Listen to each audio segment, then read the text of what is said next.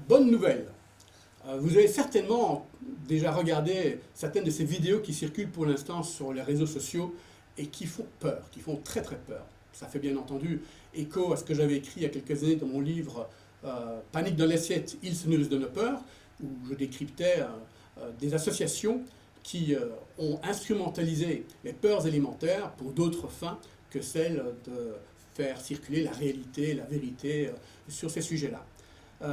Aujourd'hui, on va reprendre une vidéo qui est celle qui a été faite par une association qui s'appelle Polynis.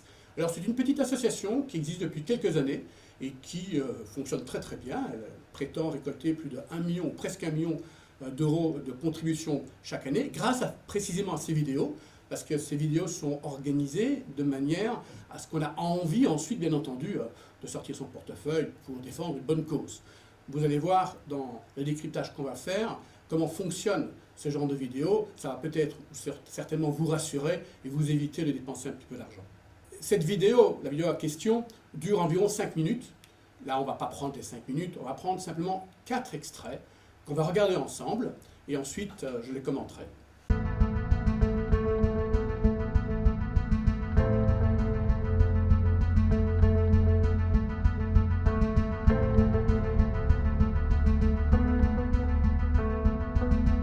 Personne ne sait à l'heure actuelle quelles que ça peut être les conséquences de déverser des tonnes et des tonnes de poison comme ça dans la nature. Personne n'en a la moindre idée.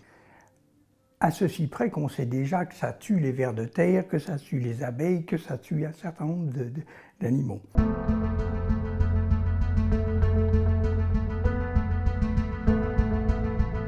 Dans cette première séquence, l'objectif, c'est de faire peur. Et bien entendu, ça marche. On a une musique anxiogène à volonté, et ensuite une sémantique qui est avec des mots choisis pour faire peur.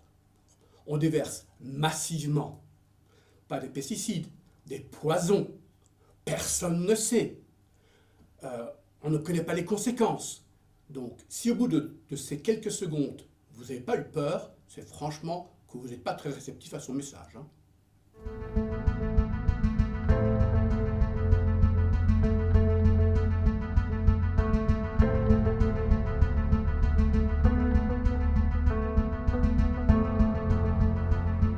On a chez l'homme des maladies catastrophiques, des maladies neurologiques de l'enfant, des cardiomyopathies de l'enfant mais également de l'adulte, on a des cancers, on a donc une kyrielle de conséquences pathologiques graves. On sait qu'il y a des facteurs externes importants dans l'évolution de ces maladies. Et donc, parmi les facteurs, évidemment, qu'on peut imaginer, il y a les pesticides, l'exposition aux pesticides, ça fait partie des facteurs qui sont peut-être super importants dans l'évolution de ces maladies. Donc là, on est dans la deuxième séquence, toujours un discours anxiogène, et maintenant, ce monsieur apparaît comme un expert, alors que le discours qu'il tient est toujours le même, c'est toujours un discours de militant, avec des supposés, aucun fait nouveau, aucune preuve pour affirmer ce qu'il dit, simplement des suppositions. Et surtout, une omission de taille.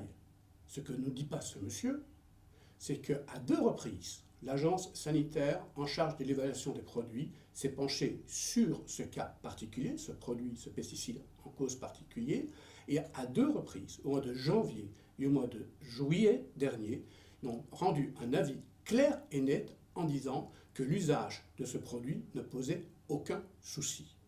Nous avions demandé des précisions sur les tests qui ont servi à la mise sur le marché de ces SDHI et nous avons eu accès assez partiellement à ces documents avec des données qui étaient cachées. Ce qui nous a interpellés lors de la lecture de ces documents, c'est que ces tests n'étaient pas du tout adaptés aux mécanismes mis en jeu par les SDHI.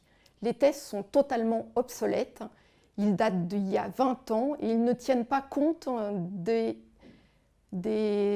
avancées récentes de la recherche. Il faut changer radicalement ces tests, il faut les adapter aux connaissances actuelles, ils sont totalement dépassés.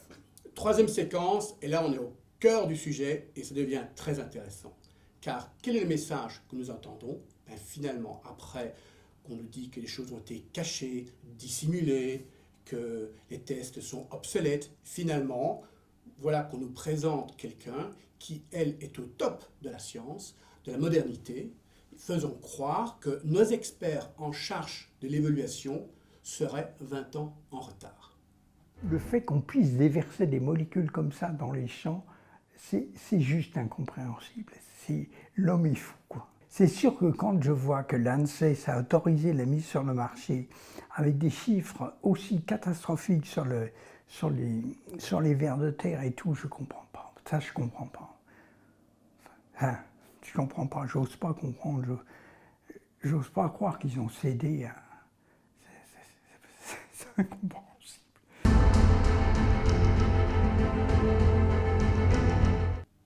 Dernière séquence, et là, on est exactement où ces chers communicants de Polynice veulent amener la personne qui regarde la vidéo, au cœur d'un grand complot.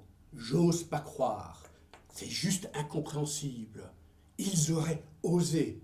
Donc nous avons une mise en cause très directe de l'ANSES, de l'Institut en charge de l'évaluation des produits, qui finalement, telle qu'elle est présentée, aurait cédé à des intérêts occultes, des intérêts qui n'osent pas croire auraient manipulé les autorités françaises. C'est exactement le mécanisme derrière toutes les théories du complot, toutes les théories qui sont développées pour aujourd'hui faire peur. Donc finalement, quelle est la bonne nouvelle? C'est que vous pouvez tout à fait oublier cette vidéo, bien que ces deux scientifiques apparaissent comme des gens tout à fait charmants, honnêtes, voulant être les nouveaux Don Quichotte face à ces grandes institutions internationales, nationales qui nous corrompent la vie. En réalité, quand vous regardez leur discours, ce que vous voyez, c'est qu'il y a des approximations, il y a des généralités, et puis il y a aussi des mensonges. On vous dit par exemple que les produits sont utilisés massivement. Non, non, non, pas massivement. À peine 2 ou 3 ou 4% du territoire français ont utilisé ces produits. On vous dit ça tue les vers de terre et les abeilles. Non, non, non, c'est pas du tout vrai. Ce qui tue les vers de terre, par exemple, c'est le cuivre utilisé en bio. Mais vous avez d'autres produits comme le glyphosate. Le glyphosate n'a jamais tué le moindre ver de terre ou voire une abeille.